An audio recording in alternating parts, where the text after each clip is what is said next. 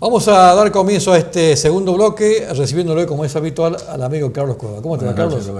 Carlos, hemos empezado esta temporada 2012, la empezamos con un vehículo Renault, después seguimos con un poco de autos, con un triciclo, con vehículos utilitarios, pero ahora venimos con un auto de lujo, un Lincoln Continental. El coche más caro en su momento de Estados Unidos. Exactamente. Un coche de los años 50. De los años 50, que saca la Ford para justamente enfrentar a una marca rival que era el Cadillac producido por la General Motors. Ford, hijo, Edsel Ford, tiene la buena idea de, al no permitirle el padre desarrollar tecnología y hacer coches de super lujo, Henry Ford, puedo asegurar que hubiera muerto feliz si hubiera seguido, si lo hubieran dejado seguir fabricando el Forte, aunque se vendiera uno por año. Era su ideología. El hijo, Edsel Ford, quería innovar y Ford compra la compañía Lincoln. Y prácticamente Edsel Ford libera la economía de la Lincoln, siendo ya propiedad de la Ford, y permite que sus técnicos desarrollen líneas futuristas. Si nosotros nos remontamos a todos los coches de la década del 40, 50, nos encontramos con que era una línea tradicional pequeña. Digo pequeña, hoy son coches grandes, pero pequeño en el sentido de su magnitud. Cuando observamos este coche, Lincoln Continental, nos damos cuenta que ahí tiraron toda la carne al asador. ¿Por qué? Porque en los años 50 y algo, en la década del 50, todo lo que fuera electrónica era muy precario, todo lo que fuera ingeniería, aparte del motor, caja y diferencial, y quizá un poco de frenos, era todo elemental y todo rutinario. Se iban todo montando, mecánico. Todo mecánico, pero se iba montando. Si el freno andaba bien en el Ford, por ejemplo, 55, y se le acoplaba también al Lincoln 55, pero sus líneas y sus detalles de terminación no. Estamos hablando de un coche que tuvo rara, ¿no? un motor con forma rara, sí. Tuvo un motor aproximadamente de 200 caballos de fuerza el chico. Y luego el más grande, 240, 245 caballos de fuerza. Para aquella época era un montón eso. Era una barbaridad, era una barbaridad. También así lo era su consumo, con un carburador de 4 bocas, que hoy con el material que poseía un carburador de 4 bocas, que eran de aluminio, fabrican un motor de aluminio con ese material. Pero era el estilo que se utilizaba la clase alta de Estados Unidos, estos coches enormes de grande. Tuvo varias versiones, pero la más de lujo es la que estamos viendo nosotros en estos momentos, que era con tapizado de cuero, butacas que se inclinaban y se adelantaban y se atrasaban por medio de pequeños motores eléctricos. El tiempo que andarían no sé, claro, pero a lo menos cuando ¿quién lo arreglaba después tampoco? Andaba. Sí. Tenían ya aire acondicionado, que en aquellos años era también un avance. Caja automática a pedido, venía con una caja automática, y una serie, digamos, de novedades, un baúl, lo vamos también a ver en la nota, un baúl sobredimensionado en sí. Todo el coche estaba sobredimensionado. Todo grande como le gusta a los... Como le gustaba en aquellos años de potencia económica. De despilfarro también. Claro. Yo no diría despilfarro. Si lo podían hacer mientras no se lo quitaran a otro, y entraríamos ya en temas que no son los míos, pero ellos lo podían no solamente comprar, era un coche que costaba superior a los $10.000. Y estamos hablando de un Chevrolet contemporáneo o un Ford contemporáneo que no llegaban a los $2.500. Con claro, el importe de un solo coche compraban 4 coches de las marcas rivales a Ford o de Chevrolet. Claro, uno se pone a pensar con esto que vos estás comentando de la potencia que tenían esos autos, de la forma que estaban fabricados, donde no había absolutamente ningún estudio sobre seguridad en el mismo, y las cubiertas que usaban, digo, era riesgoso el tema. Las cubiertas eran prácticamente cubiertas tipo camioneta. Claro.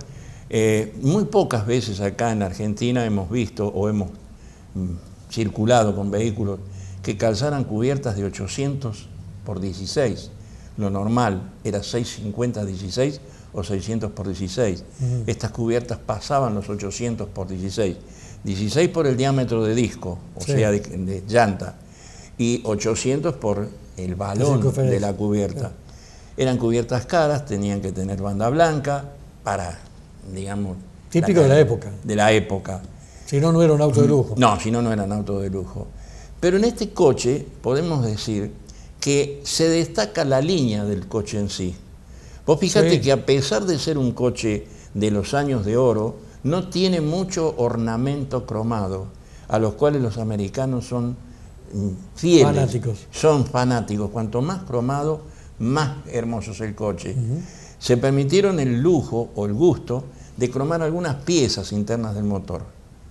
Pero en la parte externa no abusaron del característico cromado como tenían los Cadillac o otras marcas que competían con el coche de lujo, caso de Packard y todas esas marcas que competían con la Ford en el modelo de lujo. Solamente lo justo y lo necesario en cromado. Claro, porque el que compraba un Lincoln lo compraba un poco porque sabía que era el ícono en ese momento de solvencia económica. Y aparte también lo compraba porque detrás del Lincoln había un poco de Ford, tenía un poco de Ford. Ciertos detalles... Y eso era garantía de muchas cosas. Le daba garantía que si había estado el ingenio y la forma de trabajar de Ford, sabían que el coche no era un fracaso.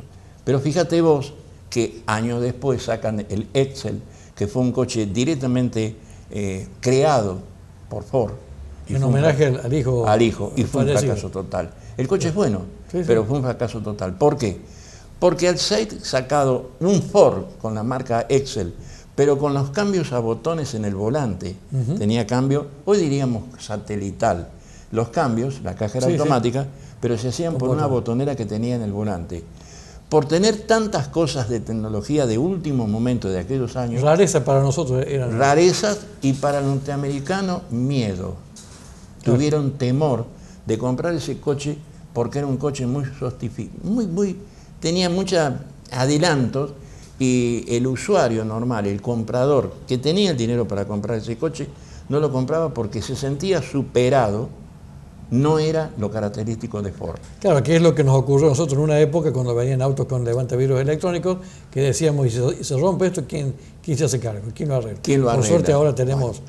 Yo tuve un Lincoln, un Lincoln 47, por eso me siento animado a hablar un poco de la marca Lincoln, porque tiene una historia, una trayectoria la marca, y tenía levantacristales hidráulicos, pero no tenía pare automático.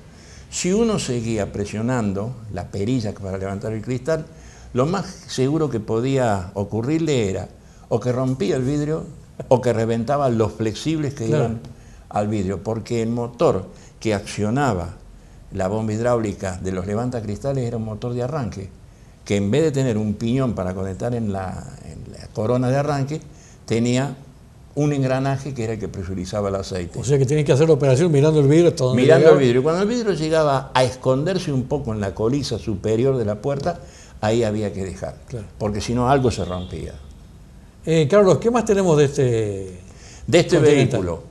Tenemos un motor cercano, según la versión de motor, entre 5 y 7 litros. Estuvimos hablando de motores de 3.000, 3.500 centímetros cúbicos. Este motor tenía entre 5 con el motor chico y casi 7.000 centímetros cúbicos con el motor grande. Con el motor grande llegaba original, como salía de fábrica, sin ninguna reforma, a los 200 caballos de fuerza, con pequeños retoques en la carburación y en la distribución, y quizá cambiando el árbol de levas, llegaba a los 230, 240 caballos de fuerza. Pero no es crítica, pero cuando uno maneja un coche de 190, 200 caballos de fuerza, que tenga 200 o que tenga 210, 220, las diferencias no se notan. No, seguro. Se notan únicamente en la ruta, en la forma de pasar a otro vehículo, pero luego en el transcurso de la calle, en la vida común de un automóvil nuestro, no podemos llegar a desarrollar aquí en las calles de Río Cuarto toda la potencia de un motor de 200 caballos de fuerza, porque si no tendríamos que subir por arriba de las veredas. Exactamente. ¿Y la cilindrada que tenía este vehículo? Seguridad, ninguna. Cilindrada. Cilindrada, te vuelvo a repetir, Rubén. Con el motor chico, 5 litros. Y perdón, cantidad de cilindros, quise decir eso. V8. V8. V8. Ya había dejado... Lindo sonido habrá sido eso.